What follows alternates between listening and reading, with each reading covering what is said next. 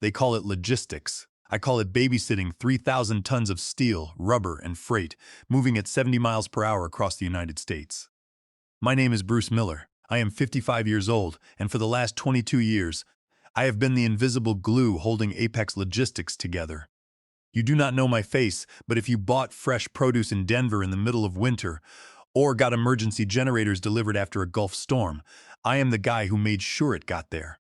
I am the senior contract renewal specialist. That is corporate speak for the man who knows the exact pricing of every major shipping lane, has the personal cell phone numbers of 200 union bosses, and knows which customs brokers will answer a call at 3 Klein A. Because I helped them out of a jam in 2006. I do not have a corner office with a glass wall. My office is a windowless cubicle in the basement of our operations building, smelling of old printer toner and cheap coffee, and I preferred it that way. The quiet allowed me to hear the gears of the machine turning. I knew when a port strike in Seattle was going to delay shipments in Chicago. 3 days before the union even voted on it. I knew which owner-operators were padding their logs and which ones would drive through a blizzard because they respected me. But let us get one thing straight.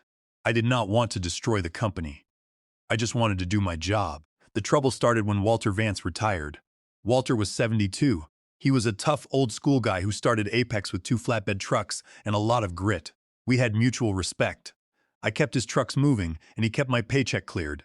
But Walter decided to retire to a vineyard in Italy, leaving the keys to the kingdom to his 32-year-old daughter, Tiffany Vance. Tiffany had an MBA from a school her father built a tennis center for. She walked into the executive suite smelling of unearned confidence and expensive perfume. Her first week, she installed a meditation room in the warehouse. Her second week, she hired her husband, Julian Vance, who was 28, as the new director of Synergy. Julian was a guy who wore no-show socks, had a beard that took too much maintenance, and loved talking about vibrating on a higher corporate frequency. Together, they decided the company needed to pivot. To them, I was a dinosaur. I was an analog relic in a polyester cardigan who preferred using a landline and a paper logbook instead of their new project management apps. The friction started small. It was a Tuesday morning, and I was in the middle of a delicate rate negotiation with Big S, the head of the Gulf Coast Teamsters. We had been arguing for 3 hours over a 2% labor rate adjustment that would secure our shipping lanes for the next 5 years. If this deal fell through, our trucks would be blocked from the southern ports. Tiffany walked by my desk with Julian trailing behind her. She stopped, looking at my workspace with disgust. "Bruce," she said, her voice dripping with artificial sweetness, "we need to talk about your desk. The clutter is bad optics for potential investors. We are moving toward a clean desk policy." My desk was covered in printed tariffs, active union contracts, and handwritten customs codes. I covered the receiver of my phone. "I am in the middle of securing the Gulf Coast ports, Tiffany," I said. "If I clean my desk right now, we lose the shipping lanes in New Orleans." Julian stepped forward, checking his smart watch. "We have software for that now, Bruce," he said. "You need to migrate those contacts to our Synergy platform. Move it to the cloud. It is 2026. They walked away laughing. I uncovered the phone. "Everything okay, Bruce?" Big S asked on the line. "Just a minor glitch, S," I said. "Now about that overtime clause. I saved the deal. I saved the company $40 million that quarter. I did not get a thank you. I got an automated warning from HR about desktop compliance. But the breaking point was not the desk. It is never the work. It is always the personal disrespect that lights the fuse." By mid-October, the holiday shipping rush was starting. Toys, electronics, frozen food, everything was moving at once. I was working 14-hour days, living on coffee and aspirin. Then, an email went out to the entire management staff. The subject line read, "Mandatory attendance for celebrating visionary leadership." It was an invitation to Tiffany's 33rd birthday party on Saturday night at the family estate. Attendance was mandatory for all senior staff. The party was scheduled for the busiest Saturday of the year, the exact night the Asian imports were hitting the port of Los Angeles, and the exact night I had to monitor the customs clearance for a $12 million shipment of temperature-sensitive pediatric vaccines. If those trucks sat at the port for even an hour without clearance, the cooling units would fail and the vaccines would spoil. I hit reply on the email. "Tiffany, happy early birthday," I wrote. "Unfortunately, I cannot attend. I have the live customs clearance for the pharmaceutical cargo scheduled for Saturday night. It requires active monitoring due to temperature protocols. Have a great celebration. Regards, Bruce Miller. I thought that was a professional, logical response. I was wrong. When I arrived at the office on Monday morning, the atmosphere was cold. People avoided my gaze. I sat at my desk and tried to log into the logistics portal. Access denied. I tried again. Access denied. I was about to call the IT desk when I heard the sound of footsteps. Tiffany stood there, flanked by Julian and two security guards. Is the network down? I asked. We are making some changes, Bruce, Tiffany said. She looked at Julian, who was holding a clipboard. We are restructuring our operations department to fit our new corporate culture. Your refusal to participate in team events, she paused, referencing the party, shows you are not a team player. We need people who align with our vision. You are firing me? I said. Because I stayed here to monitor a $12 million vaccine shipment instead of watching you drink champagne? It is about synergy, Julian chimed in. I looked at Tiffany. Tiffany, I said, my voice quiet. I manage the contracts for 3,000 carriers. I am the authorized signatory for the Port of Los Angeles and the Teamsters Local 4004. If I leave, those agreements do not just transfer to the cloud. Everyone is replaceable, Bruce, Tiffany sneered. Hand over your badge. Security will escort you out. I did not argue. I did not raise my voice. I stood up, took my plastic badge, and dropped it onto Julian's clipboard. Tell your father, I said. Good luck, I said. My father is in Tuscany, Tiffany laughed. He does not care about the basement staff. He will, I said. I grabbed my keys and walked out of the building. I checked my watch. It was 9:14 a.m. By 9:30 a.m., the first container trucks would be arriving at the way stations in Ohio. By 9:45 a.m., the entire Apex logistics empire was going to realize that they had just pulled the plug on their own life support. The air outside the office building smelled like exhaust and wet pavement. It was a cold, gray morning, the kind that seeps into your bones and makes you question your choices.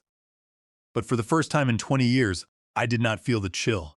I felt incredibly light. I walked across the asphalt lot to my 2016 Ford Explorer. It had a dent in the rear bumper from a loading dock accident I had personally supervised 3 years ago. I tossed my briefcase and a framed picture of my dog onto the passenger seat. I did not start the engine right away. I just sat there in the quiet cabin, listening to the rain tap against the roof.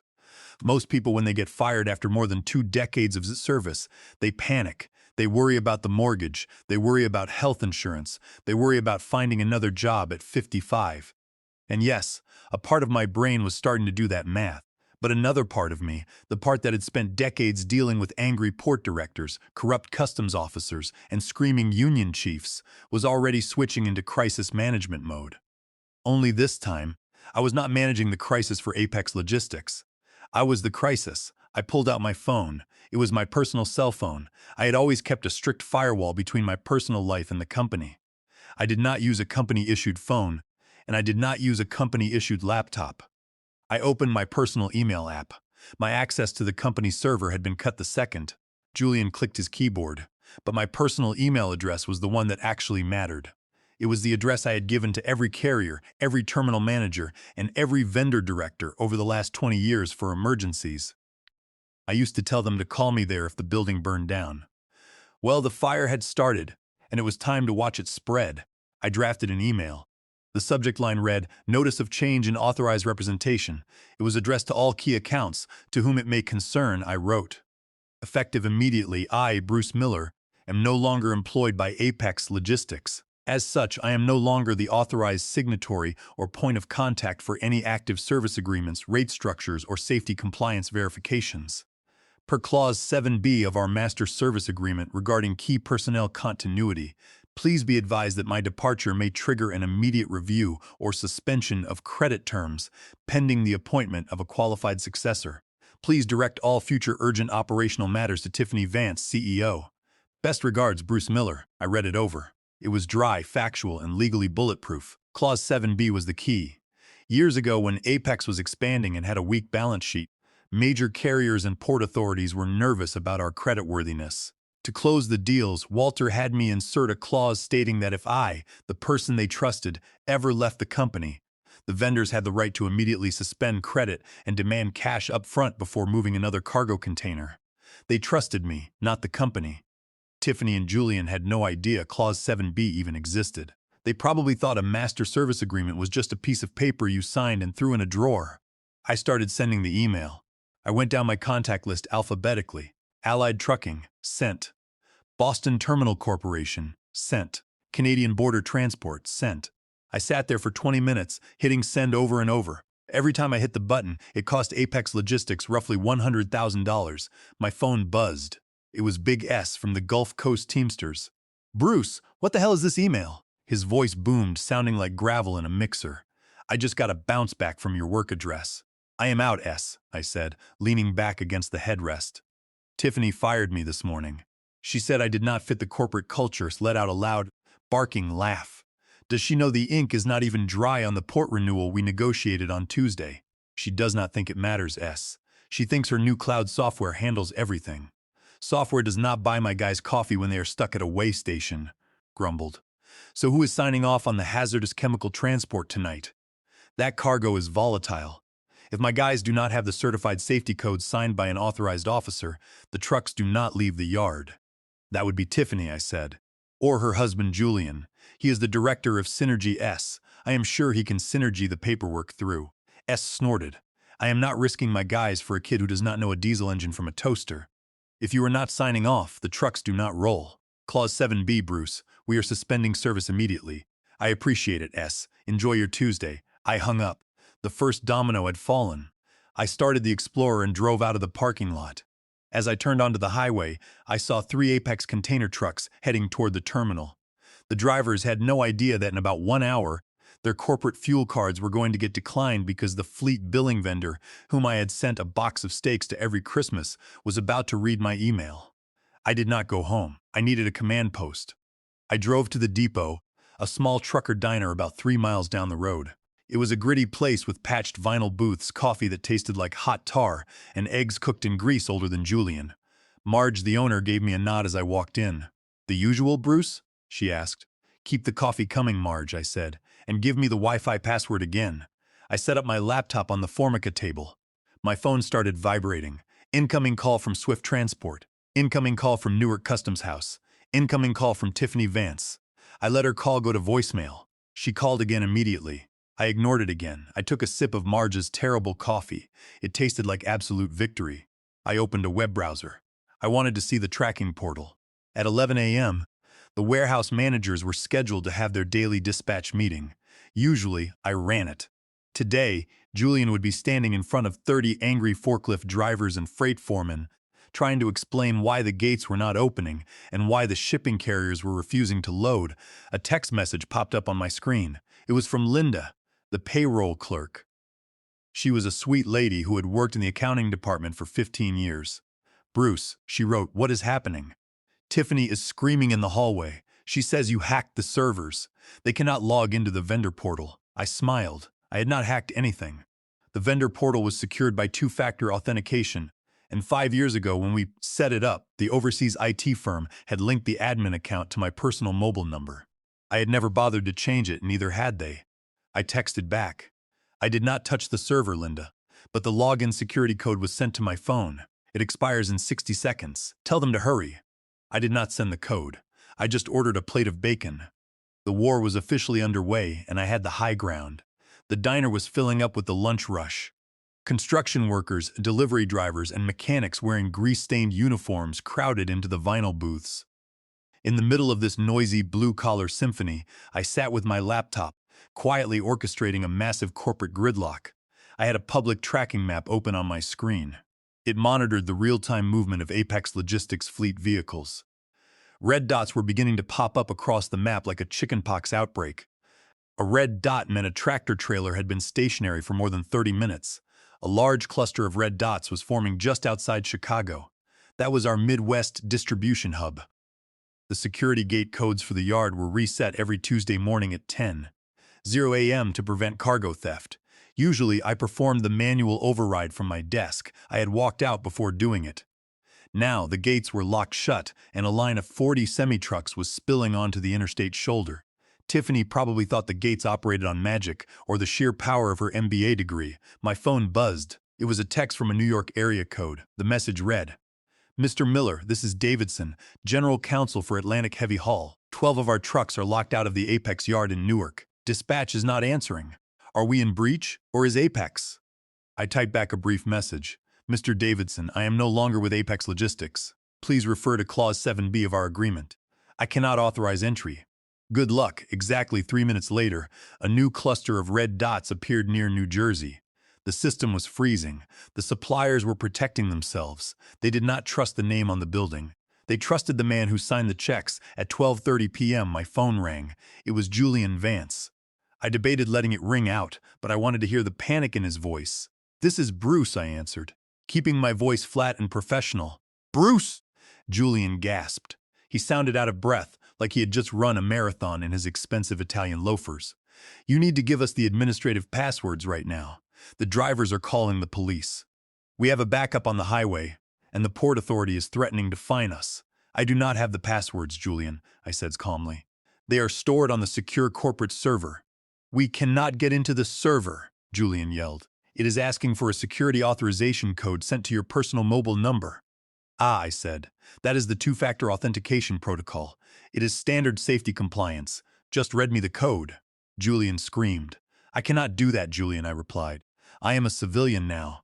Sharing server access credentials with unauthorized external parties is a direct violation of the Federal Computer Fraud and Abuse Act under 18 U.S.C. Section 1030.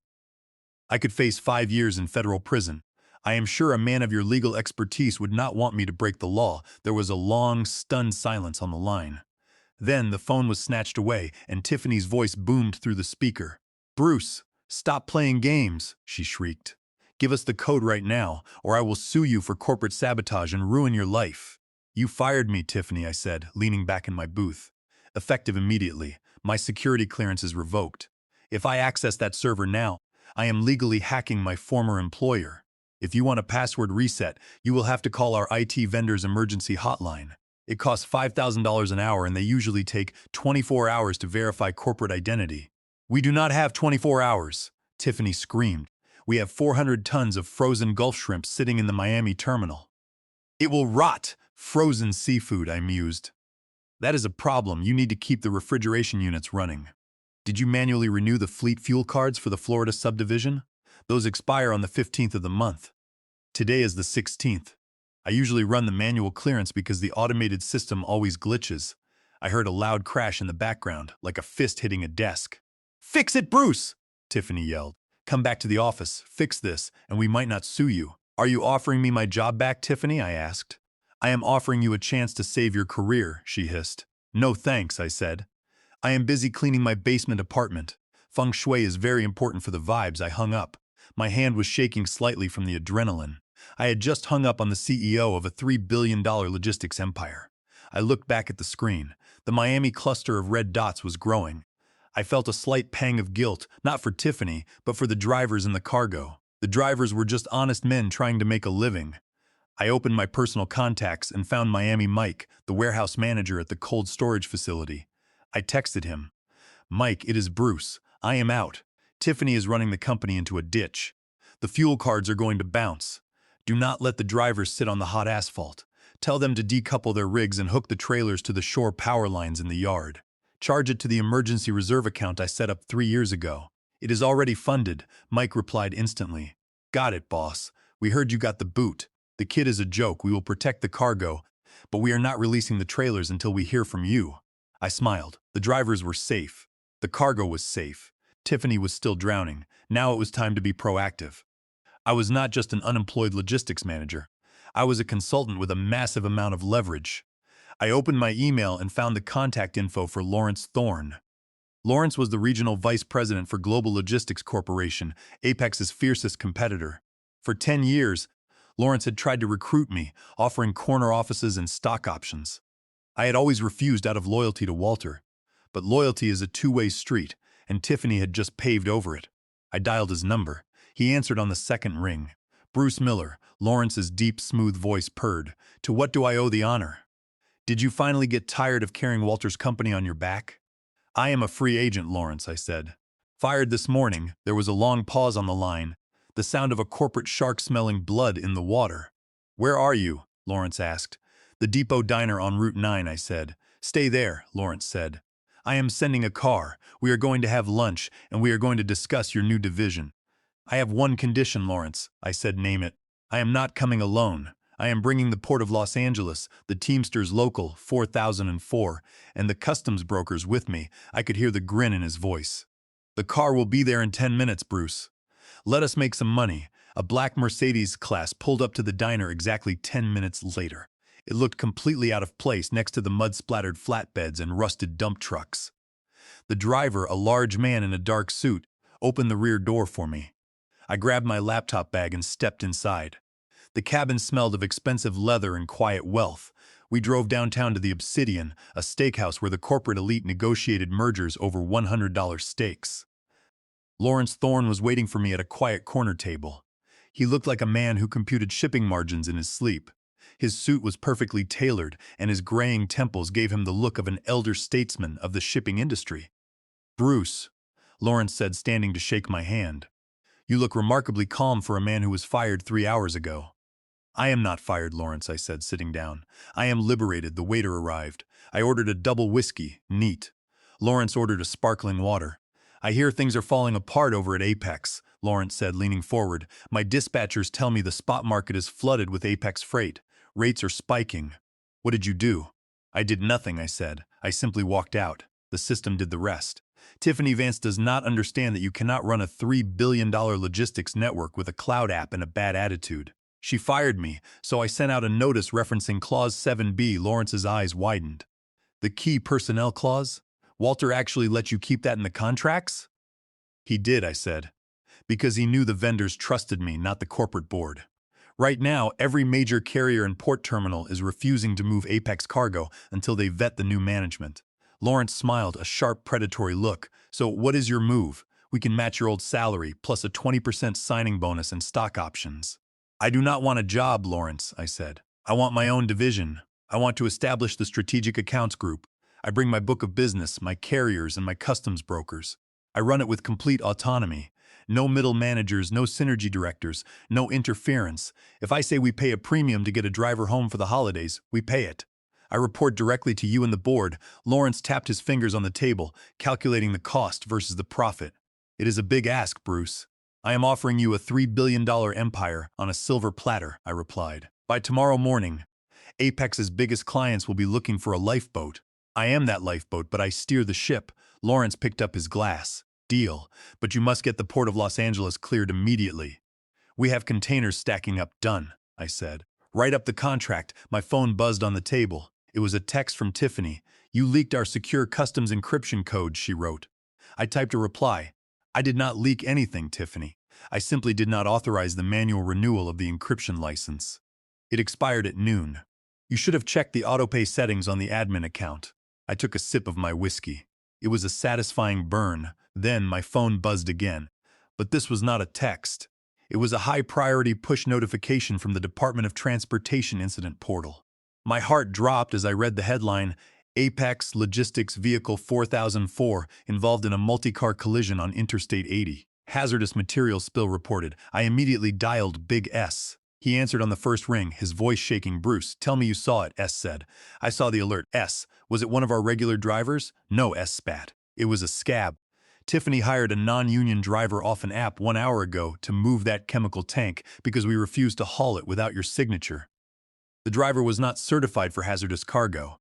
He took a curve on Interstate 80 too fast, jackknifed and spilled 5,000 gallons of industrial solvent across 4 lanes.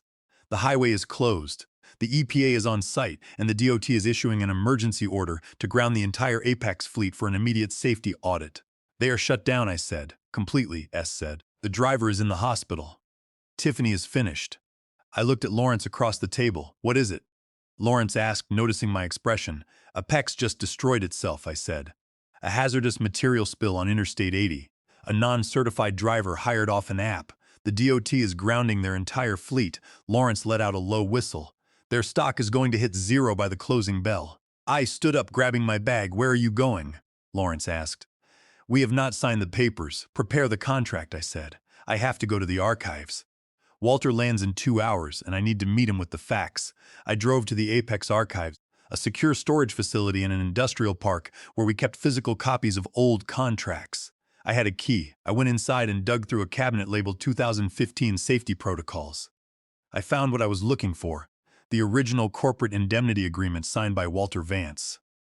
They explicitly stated that safety compliance and driver certification were the sole personal responsibility of the active chief executive officer. Tiffany could not blame this on the basement staff. The federal liability fell squarely on her shoulders. As I tucked the file into my bag, the metal roll-up door of the warehouse rattled open. I turned to see Arthur Banks, Apex's general counsel.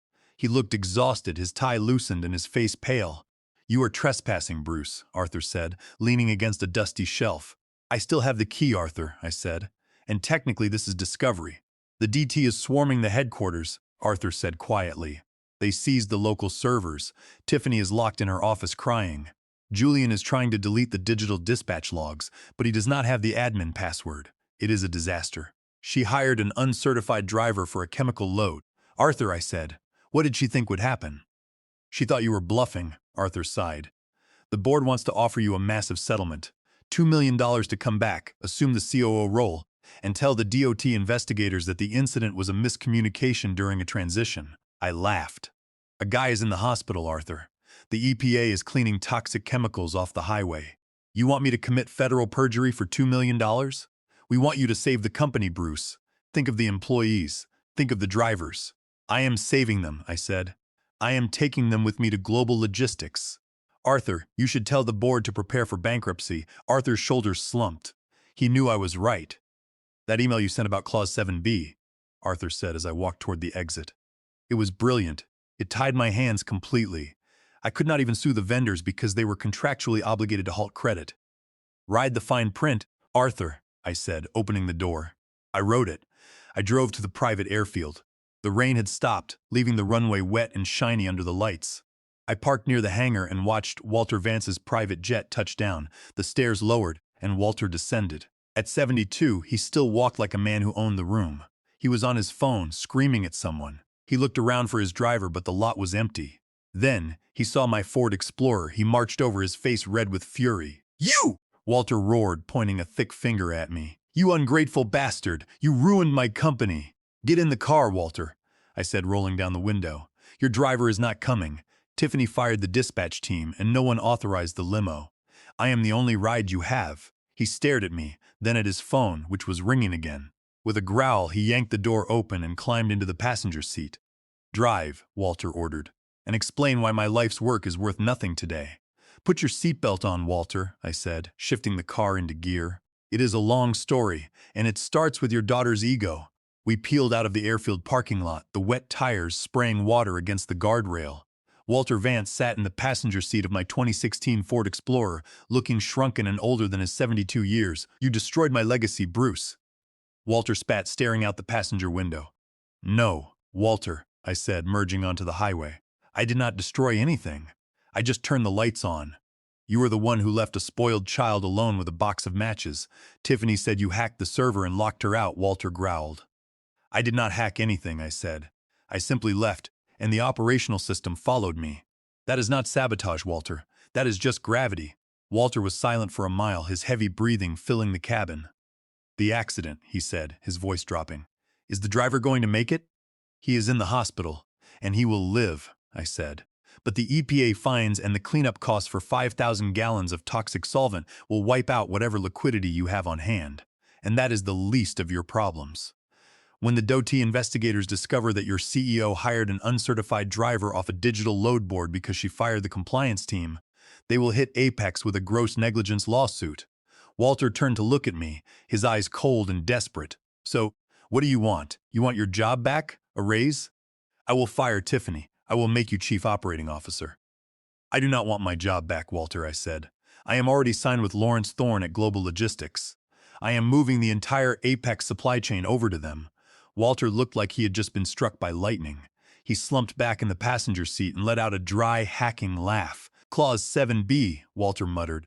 "I remember when you insisted on putting that in the contracts. I told you it was overkill." "It was insurance," I said, "and I just cashed the policy." We approached the Apex headquarters. The parking lot was a sea of flashing blue police lights and local news vans. I drove around to the back of the building near the loading docks. Walter opened the passenger door, placing one foot on the pavement. He paused and looked back at me. "Bruce, If I fire Tiffany and Julian, if I give you whatever you want, will you stay? No, Walter, I said. I am done fixing other people's mistakes. Walter nodded slowly. He understood. He stepped out of the car and walked toward the building, a king returning to a burning castle. I drove back downtown to the Global Logistics office. In Lawrence Thorne's corner office, the contract was ready. I read the pages carefully. The standard non-compete clause was completely waived. The Strategic Accounts Group was officially created, and I was appointed Senior Vice President with absolute autonomy. I signed the document. For the next 6 hours, I sat in a leather chair and dismantled the company I had spent 22 years building. I called the Port of Los Angeles and authorized the transfer of our shipping manifests to Global under Code 884. I called the Midwest Trucking Consortiums and had them redirect their container routes. By 8 p.m., I had successfully moved 60% of Apex's active shipping volume to Global. My phone buzzed. It was a text from Linda, the payroll clerk. Bruce, she wrote, it is a bloodbath here. Walter fired Tiffany. Security escorted her out of the building. She was crying. Julian tried to leave with his laptop, but the police stopped him. Walter is in the executive boardroom. He looks completely broken. He is asking for you. I stared at the screen. The conflict was over, but the wreckage remained. I grabbed my coat and drove back to the Apex office. The building was dark, except for the top floor. The lobby was empty, the receptionist's desk abandoned. I took the elevator to the executive floor and walked into the boardroom. Walter sat at the head of the mahogany table, a bottle of scotch in front of him. You took everything, Bruce, Walter said quietly. I took the people who wanted to survive, Walter, I replied, remaining standing. Walter poured a glass of scotch and slid it down the table. It stopped right in front of me. I fired them, Walter said, his voice trembling. Tiffany and Julian, but it is too late. The lawyers just looked at the accounts. Julian and Tiffany did not just spend company money on consulting fees. They embezzled from the employee pension fund. They used shell companies to siphon off millions to fund their personal lifestyles. I took a deep breath. Embezzling pension funds was a massive violation of the Federal Employee Retirement Income Security Act, also known as ERISA. Walter, I said, this is no longer a civil matter. Under ERISA, specifically 29 U.S.C. Section 1109, Julian and Tiffany are personally liable for the breach of their fiduciary duties. They face federal prison. I have already sent the transaction records and the budget files to the Department of Labor and the FBI. I know, Walter whispered. The police are arresting them tonight. But the accounts are frozen. The pension fund is depleted. The drivers, the warehouse staff, Linda in accounting, they have nothing. The company is bankrupt. I looked at the glass of scotch, then at Walter. There is a way to save them, Walter, I said. But it will cost you whatever pride you have left. Tell me, he said. You sell the Apex brand, the warehouses, and the remaining assets to Global Logistics for $1. In exchange, Global will assume all of Apex's operational liabilities, including the pension fund. We will absorb the debt and restore the pensions for the drivers and the staff. You walk away, you retire to Italy, and you never return to the shipping industry. You want me to sell my life's work for $1? Walter asked. It is worth less than that right now, Walter, I said. I am offering you a clean exit. Walter closed his eyes, took a deep breath, and nodded. Do it, he said. I picked up my phone and called Lawrence Thorne. It was 11 p.m. Lawrence, I said. We are changing the deal. We are not just taking the clients. We are buying Apex Logistics. For how much? Lawrence asked. $1, I said. But we assume the pension liability. Lawrence scoffed. Bruce, that makes no business sense. That is purely sentimental. It is excellent business, Lawrence, I countered. We get the physical warehouses, the fleet, and most importantly, we get 200 loyal drivers who will know that Global Logistics saved their retirements. You want a dedicated workforce? This is how you buy it. Lawrence was silent for 30 seconds, calculating the long-term value of a loyal fleet. You are a sentimental shark. Bruce, Lawrence said, but you are right. Draft the acquisition papers. I hung up the phone and took a sip of the scotch. It tasted like absolute victory. 3 weeks later, I stood in my new office at Global Logistics. The office had a massive glass wall overlooking the city and the shipping lanes. My phone was quiet. The red dots on my tracking screen were all green, moving smoothly across the country. A text message popped up from Big S. Trucks are rolling, Bruce. LA is clear. The guys got their retirement statements today. The pensions are fully restored. Thanks, boss. I smiled and put the phone down. The empire had fallen. The corrupt leaders were behind bars, and the working people were safe. I took a sip of my coffee. It was hot, fresh, and tasted like freedom. I had saved the cargo, I had saved the drivers, and I had built a new kingdom, and I did it all without ever having to clean my desk.